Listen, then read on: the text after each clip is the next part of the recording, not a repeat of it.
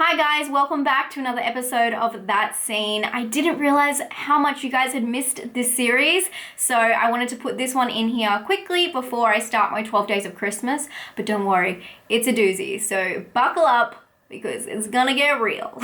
And don't forget to wait until the end of the episode for a bonus That Scene from one of my favorite YouTubers.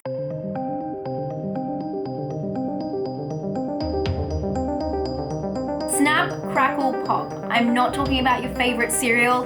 I'm talking about the soundtrack to one of horror's most iconic scenes, which happened to be the moment that Kathy Bates became the lead actress in Your Nightmares. The moment that made you flinch and made you weak at the ankles. The 1990 film Misery, directed by Rob Reiner, is an adaptation of a Stephen King classic of the same name. In the movie, a famous author who has finished his latest book is driving home in a blizzard when he crashes his car, but he is swiftly rescued by a woman claiming to be his #1 fan. But unfortunately for him, it does not end there. When she learns about his latest book, things turn sour and he is held hostage and forced to rewrite the book to her liking. Let's just get this out of the way. Some people say that this is not horror. It is. Glad we've settled that.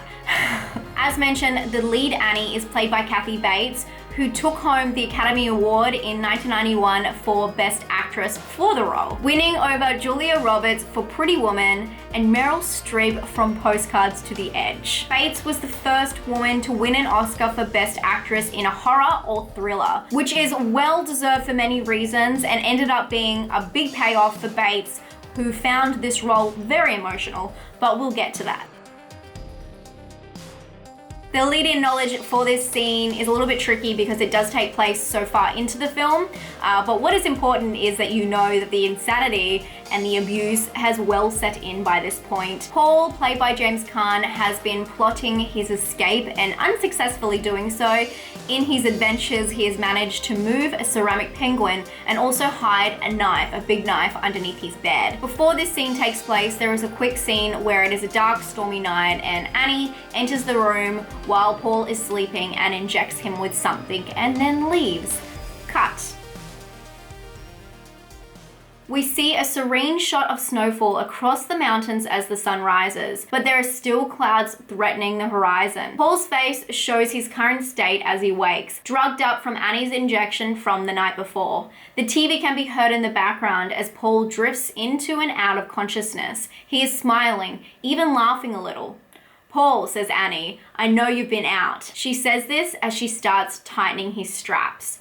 He looks down and it is revealed that he is strapped to the bed. Moonlight Sonata starts playing, changing the movie's tone dramatically. "What?" Paul slurs, confused. "You've been out of your room." "No, I haven't." "Paul, my ceramic penguin in the study always faces due south." As Annie talks, we see Paul's terror set in. He realizes that he cannot talk himself out of the situation and begins to panic. He nervously maneuvers his hand in hopes to find his hidden weapon. He has no answers for Annie and we are left to look on at his dumbfounded face, awkwardly gasping for a solution. Just when we feel like all is doomed, Annie hits us harder. "Is this what you're looking for?" She has found the knife that was hidden under his bed. Paul knows it's all over. "I know you've been out twice, Paul. At first I couldn't figure out how you did it, but last night I found your key," she says. The music is beautiful and dooming all at once. She continues, "I know I left my scrapbook out and I can't imagine what you might be thinking of me. But you see, Paul, it's okay. Last night it came so clear. I realized that you need more time. Eventually you'll come to accept the idea of being here." The camera zooms in on Paul struggling like a little worm. Helpless in bed, the camera closes in on Annie's words. "Paul, do you know about the early days at the Kimberley diamond mines? Do you know what they did to the native workers who stole diamonds? Don't worry, they didn't kill them." Paul begins to struggle in the bed. "That would be like junking your Mercedes just because it had a broken spring. No, if they caught them, they had to make sure that they could go on working, but they had to make sure that they could never run away. The operation was called hobbling. Annie places a block of wood between Paul's ankles, and it is finally revealed what has kept us on the edge this entire scene.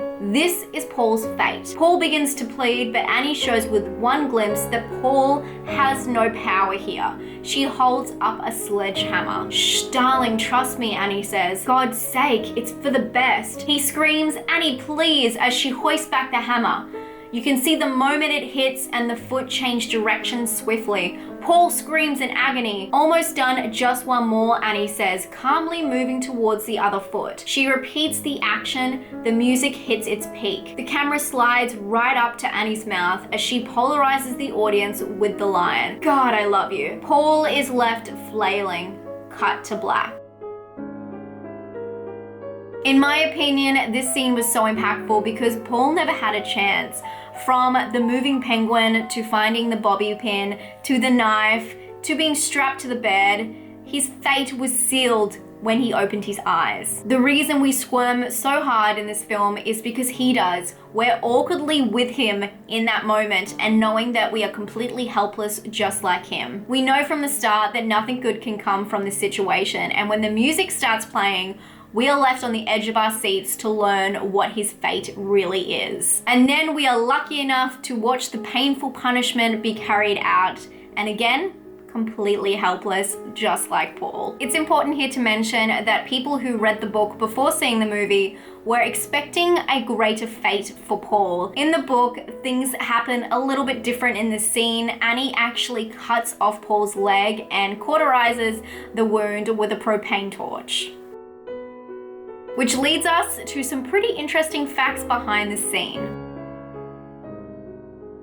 Reportedly, a whole bunch of people turned down this film for Annie's role and for Paul's role. For Paul, because of how helpless he looked after the hobbling scene, and for Annie, well, just the scene in general. As we know, James Caan played the role of Paul, but the list of actors who turned down the role is very impressive. It includes Dustin Hoffman, Michael Douglas, Harrison Ford, Al Pacino, Robert De Niro, and William Hurt, among others. There were also a lot of actresses that turned down Annie's role. People like Bette Midler, who turned down the role of Annie because she didn't want to saw off someone's foot, a decision she later told the New York Times was stupid. So the scene was toned down, but Bates still struggled with the violence of the scene, and James Caan actually said that he saw her crying before the scene and straight afterwards because of how brutal it was. There was also a lot of tension between James Caan and Kathy Bates behind the scenes because they had different acting methods, and they were not communicating as well as Bates had hoped. So the director told Bates to channel her frustration into her character. What a revenge.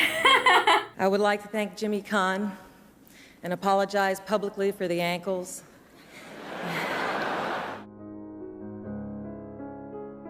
Let me say that this scene was not fun to rewatch over and over for this video, but it still remains one of the most gory pieces of Stephen King's work. The stakes were set really high for this film. Paul was stranded with a crazy woman, and we wondered, what was the worst that could happen besides death? And Stephen King showed us, and Kathy Bates made it stick with us. If you liked this video, please give it a thumbs up, and don't forget to hang around because we have a very special guest talking about their favorite, that scene. How's it going, guys? My name is Jimmy Champagne, and when Emma asked me to come up with a scene from a horror movie that really impacted me, the first one that came to mind is the finale of Fede Alvarez's Evil Dead 2013. The context of the scene is that since the Taker has claimed 5 souls, the abomination can finally rise from hell and walk the earth. And even though she's gone through withdrawal, she's been possessed, she's even been killed by being buried alive with a plastic bag put over her head and then brought back to life, Mia has to take on this creature all by herself. It's an Evil Dead movie after all, so Mia grabs a chainsaw, but before she has a chance to use it, the abomination tips a car over on her arm, and then she has to tear it off.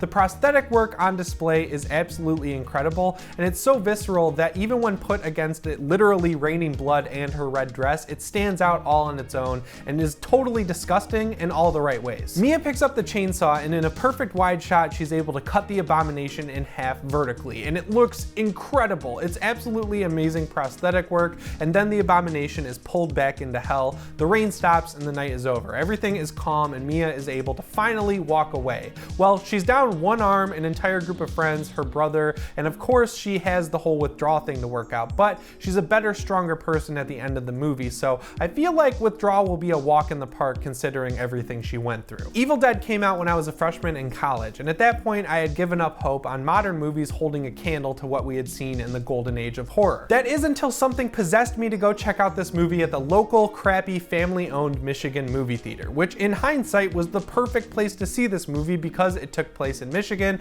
and it matched the tone of the movie flawlessly, like spot on. It was a dingy theater, the projection was terrible, it was just the best place I could possibly see this movie, and I walked out completely changed. And I'd be lying if I said this movie didn't really play a part in why I started this YouTube channel in the first place. It showed me that there was still creativity in the horror genre and that instead of looking back, I should be looking forward, which really does match the theme of the movie pretty well. And on top of that, it was this scene that really showed me that creativity. I mean, what other movie can you say literally made it rain blood? Because that's what they did. They literally made it rain blood. This movie gets a bad rap from a lot of horror fans, and I genuinely don't understand why. The direction, the writing, the acting, the prosthetic work on display, it's all incredible. And even though it doesn't have Bruce Campbell, I really do think it fits right into the Evil Dead universe. Ash vs. Evil Dead has unfortunately been canceled, and Fede Alvarez is hot off the Girl in the Spider's Web. And Jane Levy herself is getting recognition now, so I really do think that it is the perfect time to revisit this movie and make a sequel to it. It's not like it bombed or anything like that. It was critically well received and it made a bunch of money. So again, I think it's time. But that's all I have to say about Evil Dead 2013. Thanks for having me, and I'll send it back to you, Emma.